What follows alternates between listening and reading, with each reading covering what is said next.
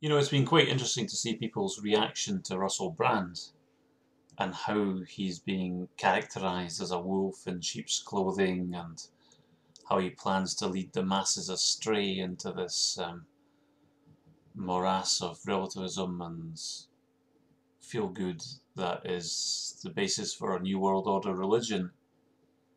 But long before Russell Brand ever was, there was a gentleman called David Icke, and David Icke was telling everybody about the dangers of reptilian shapeshifters who could make themselves look like absolutely anybody, and they're very skilled, and they're interdimensional beings, and they can put on holograms, and they can shapeshift, and they can got very, very high cognitive capacities, they can great access to memories, and they can, there's a whole life cycle of interdimensional reptilia that we know very, very little about.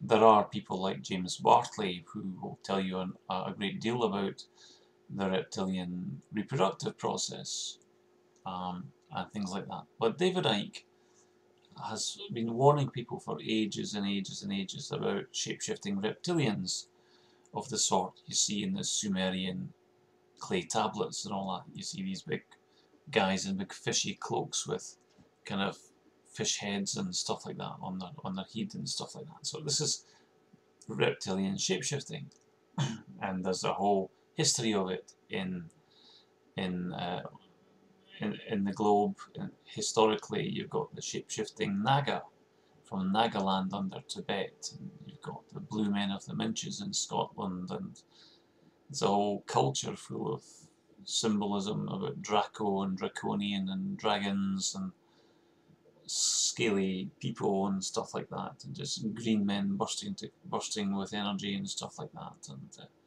all that sort. There's a whole history of it. And David Icke was telling people that people we know could be replaced by shape-shifting reptilians. Now, the one problem I've got with the David Icke thing is that although that might well be true, if ever there was a candidate for being replaced by a shape-shifting reptilian, it was David Icke. I mean, David Icke has probably been replaced, let's be honest about it. Now, how would I know that David Icke had been replaced by a reptilian shapeshifter, the kind of reptilian shapeshifter he was warning us about? How would I know that? Well, let's have a look. In all of David Icke's, 15 to 20 books or whatever, he's telling us about the Illuminati, he's telling us about conspiracies, he's telling us about this, that and the other. He's telling us about bloodlines, he's telling us about that, but he doesn't tell us how it all operates, how it truly operates. What he says, David Icke, is that the Illuminati use hand signals and code words and handshakes and symbols and little ties and cufflinks and bits of jewellery and stuff like that to identify each other. Now, might well do, but in reality, these are telepathic, interdimensional reptilian beings with a sixth sense and an all-seeing eye. And their all-seeing eye, the shining ones, the Illuminati, the shining, you see, the Illuminati can see each other, they can recognise each other. They don't need club ties and handshakes and little symbols and writing and catchphrases, and they don't need any of that because they can recognise each other. We might be two Illuminati looking at each other, might well see each other as different sorts of dragon. Some will have wings, and some will be taller than others, but all we see with our kind of human eyes is just a human form. But they might well see all sorts of things with their own vision, a fully operational sixth sense. Now, what other indications are there that David Icke might well have been replaced by a shape-shifting reptilian?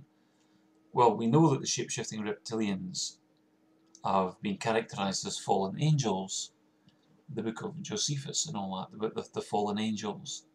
The Satan, the serpents of the Garden of Eden, wise as serpents, gentle as doves. There's a whole pile of stuff from ancient writings that show the serpents, and it might well be that they're after some sort of gold anyway, but we'll get into that later on, I think, about the treasure hunting reptilian.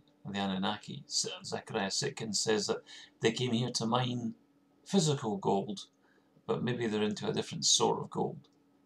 Anyway, how would we recognise from David Icke's choices of ideology that David Icke was actually a reptilian?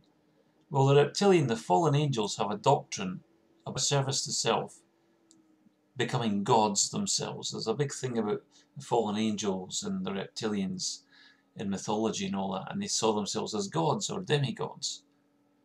No, obviously you wouldn't go up to a reptilian and say it gives the lottery numbers, because they just wouldn't have the lottery numbers, but they might well be able to jump tall buildings, and they might well be X-Men in their own right, you know, Enter the Dragon and all that stuff. They might well be move quite fast, and they might be able to think quite quick, and they might be into healing, and they might know all sorts of stuff, encyclopedic memories and all that. So they might well have all sorts of wonderful things and skill, but one of the things that the reptilians can be characterized as having is this sense of ancient knowledge that they themselves are somehow gods, or fallen angels, or however they see themselves. And this Gnostic, kind of illuminated manuscripts written by fallen angels and mages and Harry Potter wizards are writing all these tomes, and in it it tells you how to be self-serving gods. So David Icke's big thing is to get us to escape the matrix by becoming self-writing or self-righteous gods. And that is a very reptilian thing. Reptilian characteristics, a trait of a fallen angel to encourage us to be gods. Because in truth, without miracles and without prayer and without contact to higher heavens, we are two-dimensional beings, very exposed in a three-dimensional landscape amongst all these creatures using six senses that can see each other. So I think it's a fair bet to say that David Icke is of the same brand as Russell Brand and might well be attempting to lead the flock into the deserts of desolation.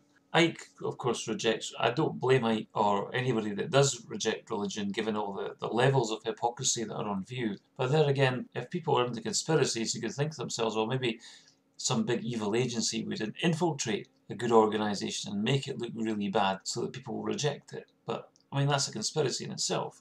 But anyway, David Icke, I think, is a great candidate to have been replaced by a shape-shifting reptilian. Just watch his space, and God bless him if he is.